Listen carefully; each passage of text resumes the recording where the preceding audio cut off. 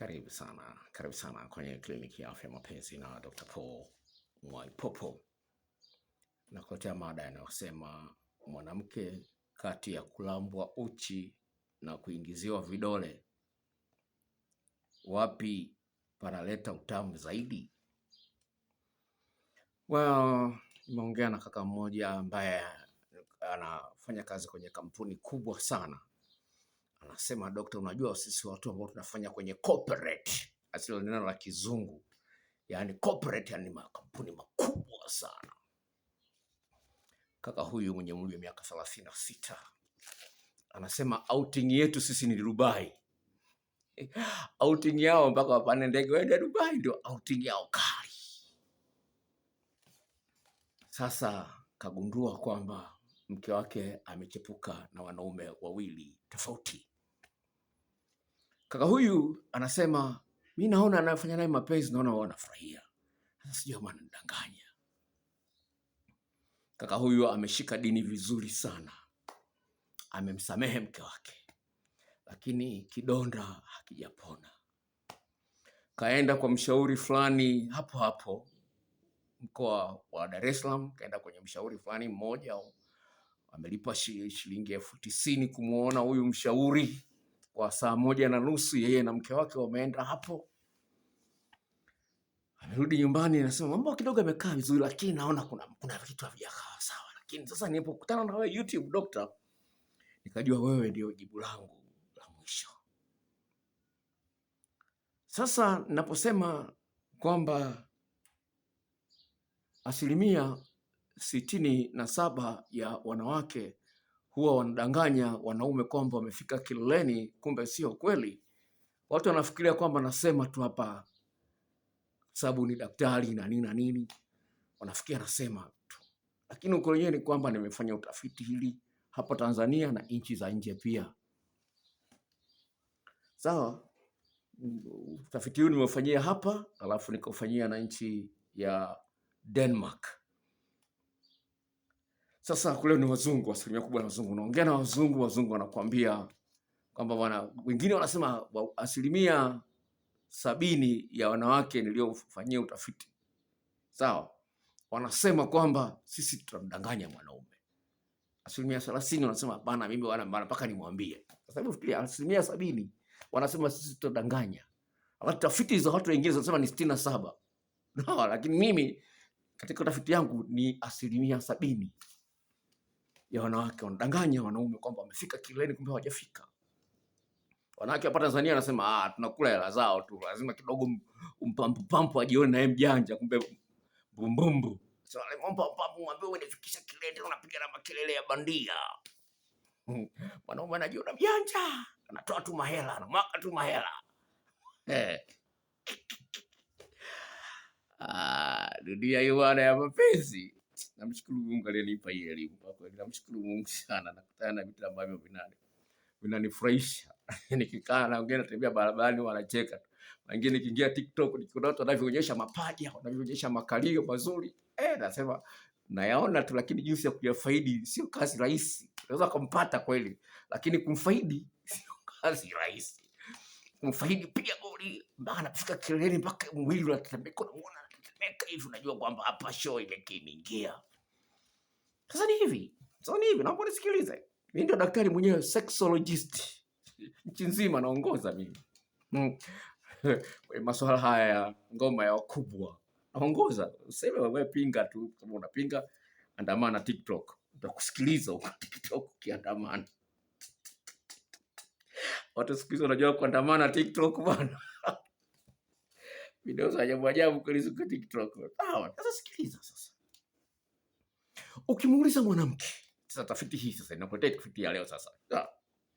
Asema hivi, ukimuuliza mwanamke ni aina gani ya kutomaswa unapendelea ili ufike kileleni, kati ya kulambwa na ulimi au kuingiziwa vidole, ipi unaipendelea kati ya hizo mbili? Na je, ungependa uingiziwe vidole vingapi? 2, 1 au 7? Hilo ndio swali la tafiti hii. Sasa basi, Na nataka kusema ni kwamba nimezungumza hili napenda nirudie kwa faida ya watazamaji wapya. Mwili wa mwanamke ni tofauti na mwili wa mwanaume.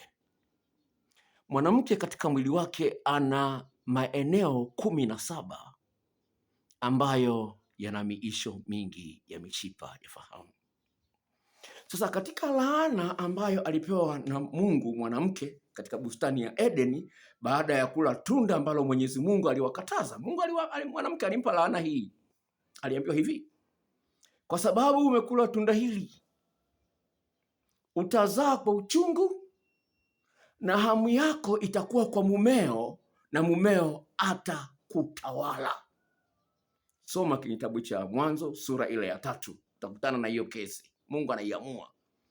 Asema kwa sababu umekubali uongo wa shetani, ukala tunda nililokataza, utazaa kwa uchungu na hamu yako itakuwa kwa mume wako na mume wako atakutawala. Weka 3 kutawaliwa. Sasa wale wanaume ambao wanashindwa kuimaliza hamu ya mwanamke watapata shida sana kumtawala mwanamke. Ndio huyu mzee wa corporate wa makampuni, outing yake Dubai, mke wake kashatiwa na wanaume hawa wawili na ushahidi anao na akamsamehe. Sasa anataka aendelee naye, lakini hataki atiwe na mwanaume wa 3. Amekuja hapa kwa bingwa. Sasa mnisikilize hapa. Mwanamke anahitaji maandalizi yasiyopungua dakika 14.8 na mwanamke ana maeneo 17 na kila eneo katika hayo 17 lina ufundi wake. Sasa wanaume wengi hawaijui ramani ya mwili wa mwanamke kikamilifu. Unapojua maeneo 4 au mambo 4 ya kumfanyia mwanamke wakati yako 17, napenda nikwambie kwamba utadanganywa na si ajabu ukatombewa. Kwa nini nasema hivyo? Nasema hivi, huyu mwanamke anajijua kwamba hana kasoro katika mwili wake, lakini kwa nini afiki kileleni? Anajua hana kasoro, hajakeketwa, hajabakwa. Sawa, anajua na uchi kama uchi wa mwanamke mwingine yoyote. Sasa nikienda saluni, wenzangu wanasimulia nimefika kileleni mara 4. Hata mara 1 inakuwa ni kwa shida. Kwa mwaka labda anafikisha mara 1. Mwanamke mpaka mwanaume anapokuwa amelewa ndio anafika kileleni. Sasa nasikiliza sasa. Saluni huko wanapeana story wanawake. Kwenye magrupu yao ya wanawake wanapeana story. Yule mwanaume anajua kunyonya. Yule mwanaume ana dudu kubwa. Wewe likiingia hivi linakandamiza uchi. Linakandamiza sawa, unasikia uchi unakamuliwa.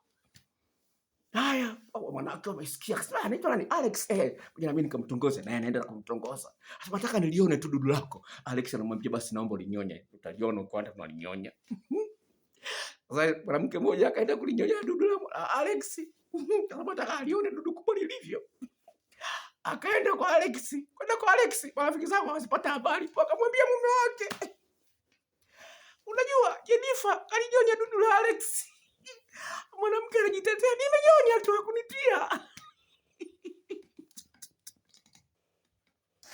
Hii dunia ya kweli. Sasa kuna mambo ambayo utayasikia kwenye TV, utayakuta Instagram, sawa, au TikTok, utayakuta, lakini yanatokea. Naomba nisikilize.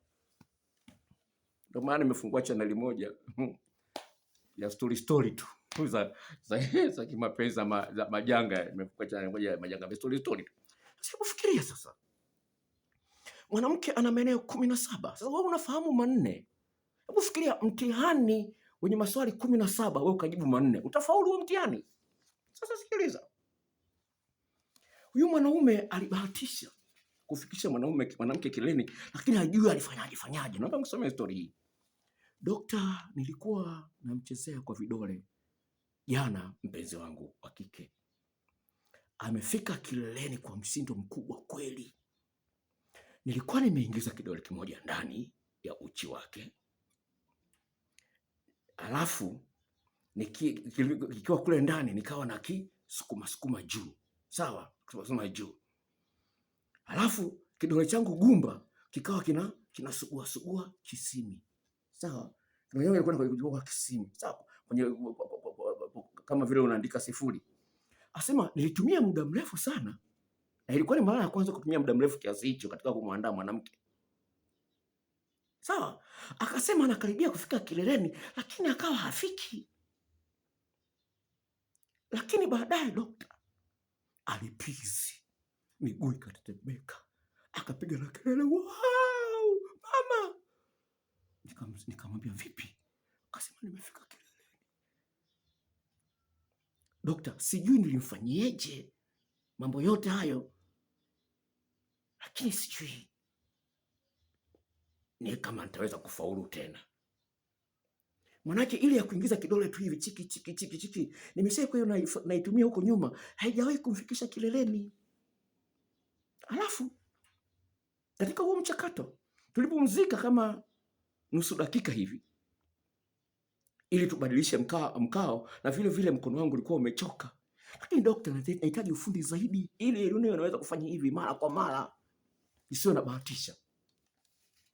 Kwa unaweza kuona sasa ni hivi, kisimi cha mwanamke kina maeneo mengi sana. Kina miisho mingi ya mishipa ya fahamu. Wazungu wanaita kwa Kiingereza nerve receptors 8,000 kwenda juu, wakati kichwa cha mwanaume kina miisho ya mishipa ya fahamu 2,500 hadi 3,000. Kwa hiyo basi, kisimi kisipopata attention sahihi, sio rahisi kwa mwanamke kufika kileleni. Utapiga hata goli 5,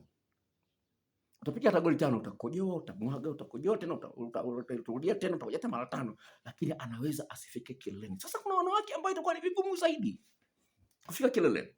Wanawake wanatofautiana maumbile.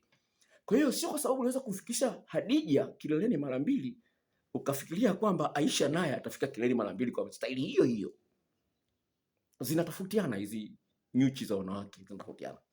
Iwapo umbali uliopo kutoka kwenye tundu lile ambalo unaingiza dudu lako mpaka kwenye kisimi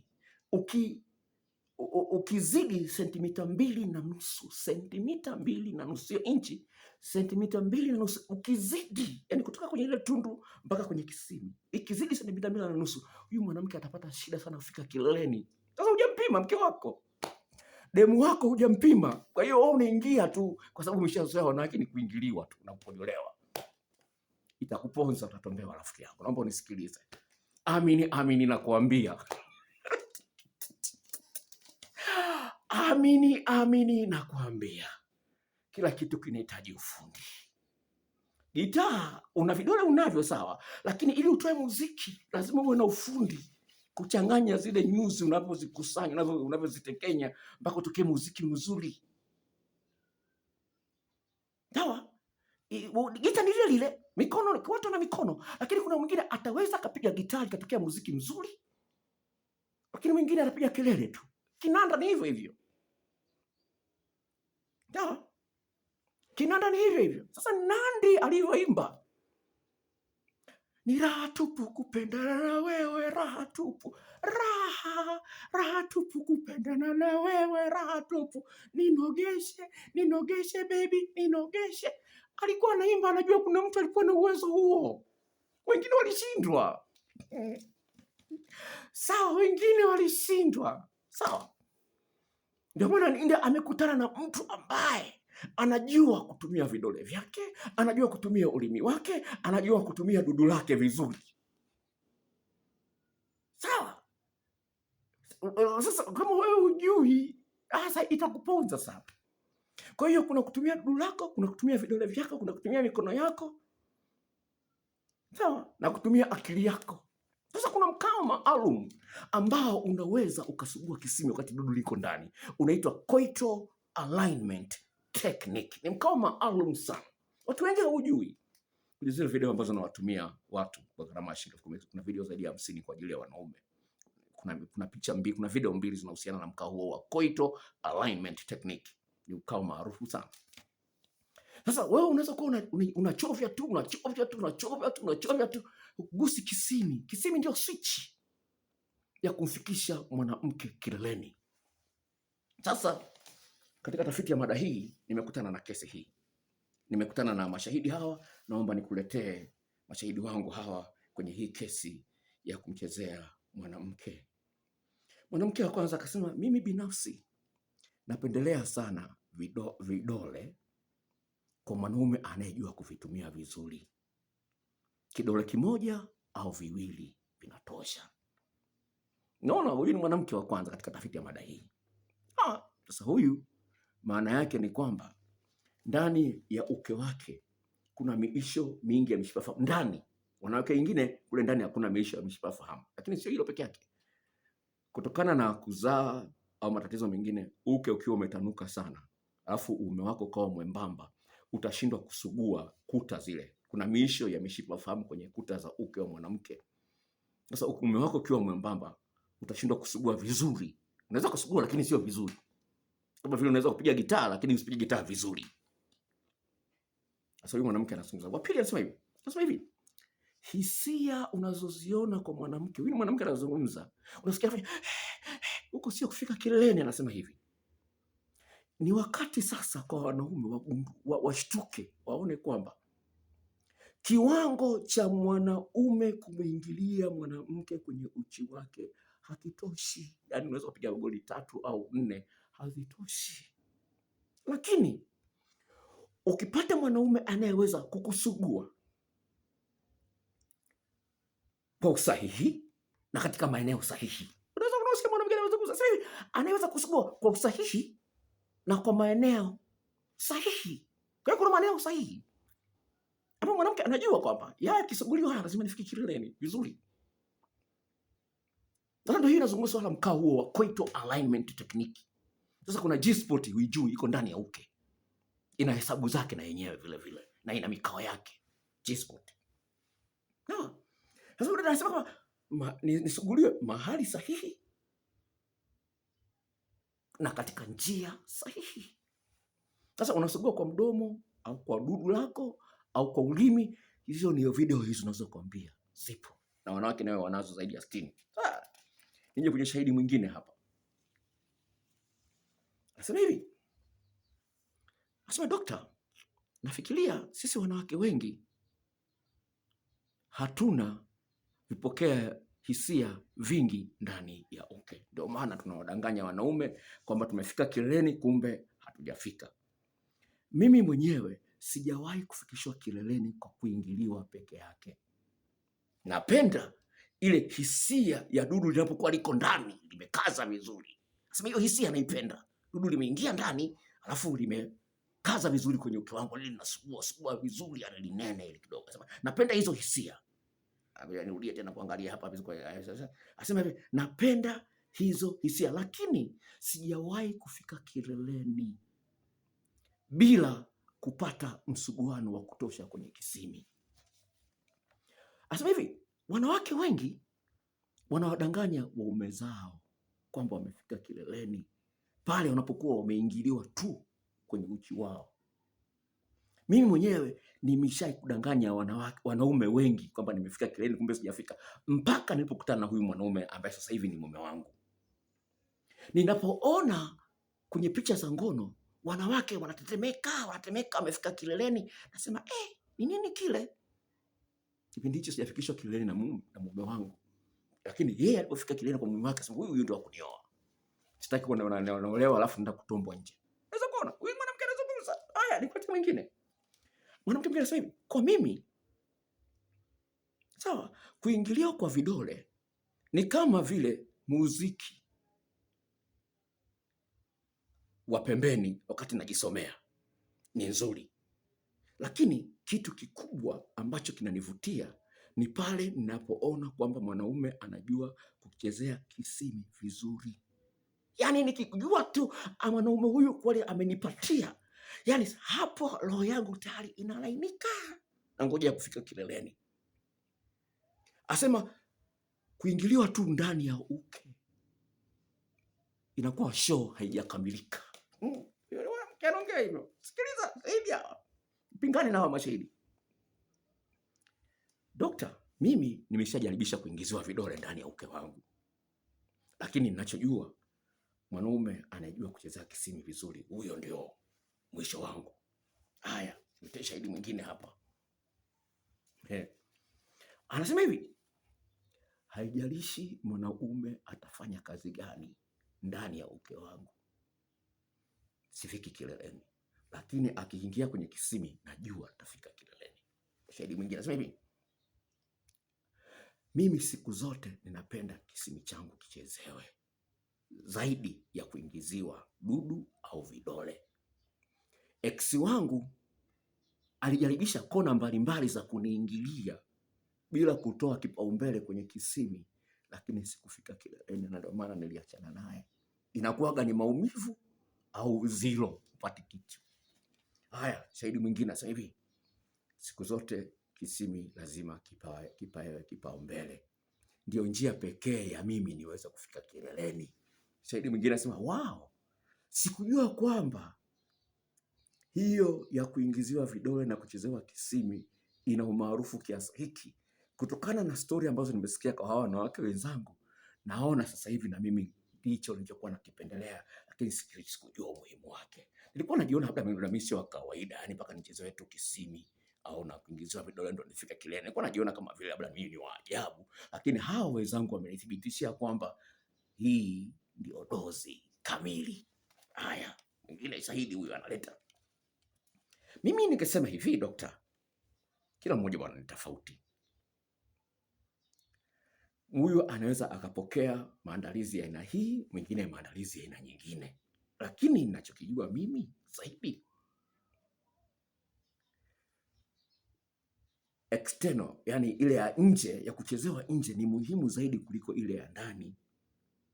Lakini kikubwa zaidi ambacho nakipendelea mimi ni mwanaume anayeweza kuchanganya vyote viwili, anilambe na kuniingizia na vidole kwa wakati mmoja.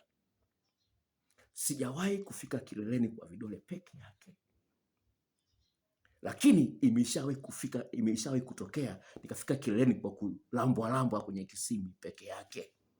Lazima kuwa na hiyo combo, yani combination. Sawa, lazima kuwa na hiyo combo combination kuliko tu ile ya kumwingilia mwanamke.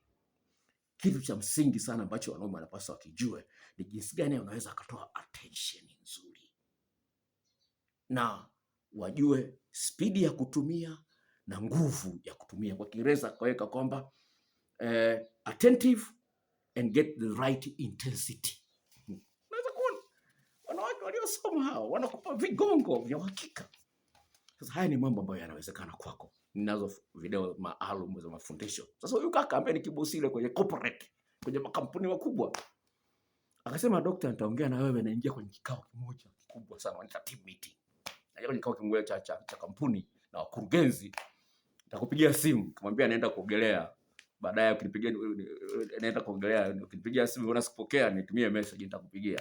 Kwa hiyo haya ni mambo ambayo yanawezekana kabisa, ili uepuke kudanganywa au kutombewa kabisa na wanaume wengine pembeni.